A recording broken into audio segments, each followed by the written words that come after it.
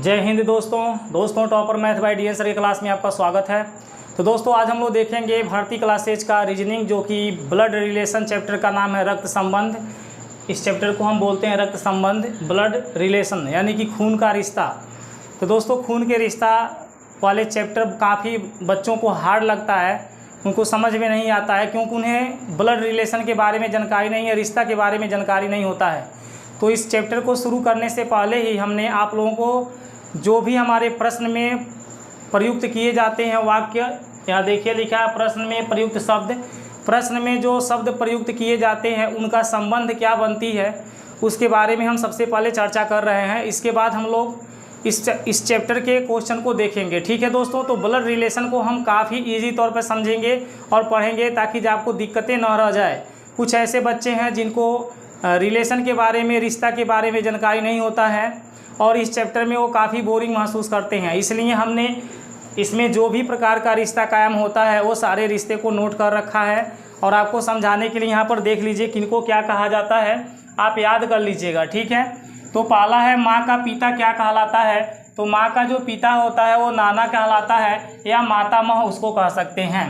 बेटे की जो पत्नी होती है उसे हम बहू कहते हैं। बेटी का जो पति होता है उसे हम दामाद कहते हैं। पति की जो बहन होती है उसको हम ननद कहते हैं। पत्नी की जो बहन होती है उसे साली कहा जाता है। भाई का बेटा को हम भतीजा बोलते हैं। भाई की बेटी को भतीजी कहा जाता है। मौसी का बेटा मौसेरा भाई कहलाएगा। मौसी की बेटी मौसेरी बहन कहलाएगी। चाचा चाची का बेटा चचेरा भाई होगा। चाचा चाची की बेटी होगी तो उसे हम चचेरी बहन कहेंगे। बहन का जो पति है, बहन का पति उसे हम जीजा या बहनोई कह सकते हैं। बड़े भाई की जो पत्नी होती है उसे हम भाभी कहते हैं।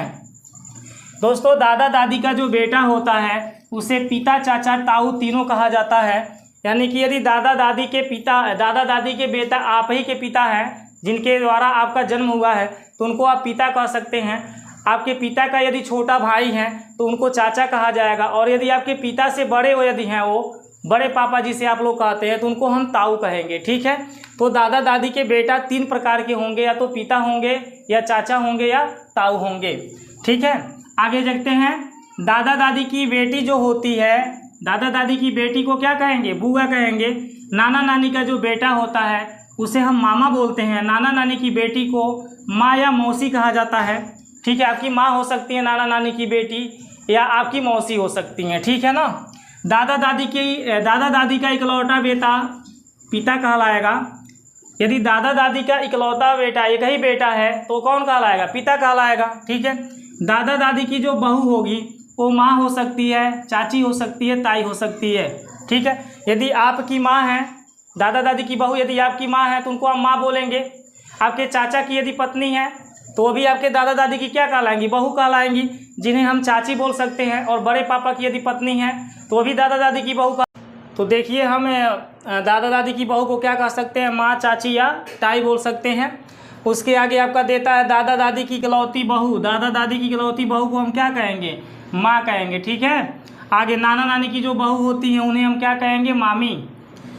नाना नानी की जो बहू हैं वो क्या कहलाती हैं, मामी कहलाती हैं। नाना नानी की इकलौती बेटी को क्या कहेंगे, माँ। पिता माँ का यदि बेटा है, पिता का या माँ का किसी का बेटा है तो उसे हम क्या कहेंगे, सगा या सहोदर भाई बोल सकते हैं। ठीक है, पिता या माँ की जो बेटी है उसे हम क्या कह सकते हैं, सगी या सहोदर बहन बोल सकते हैं। पिता का यदि भाई है तो उसे हम क्या बोलेंगे, चाचा बोल सकते हैं या ताऊ। छोटा है तो चाचा, बड़ा है तो ताऊ। पिता की जो बहन होती हैं उनको हम क्या कहते हैं, बुआ। माँ की जो बहन होती हैं उन्हें क्या कहा जाता है, मौसी, है ना। माँ का जो भाई होते हैं उन्हें क्या कहते हैं आप लोग, मामा।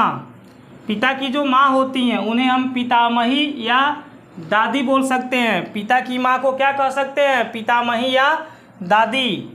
पिता का जो पिता होते हैं उन्हें हम पितामह या दादा के नाम से जानते हैं।